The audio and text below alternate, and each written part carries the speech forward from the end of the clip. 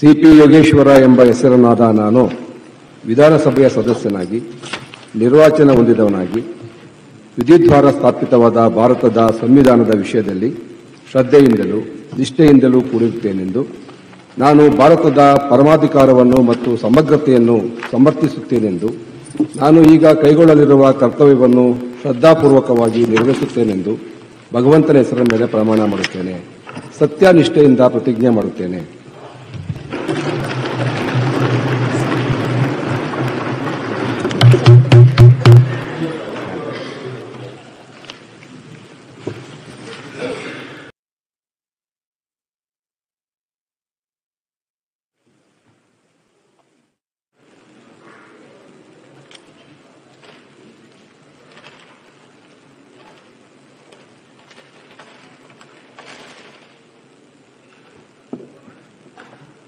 ಸಂತಾಪ ಇದೆ.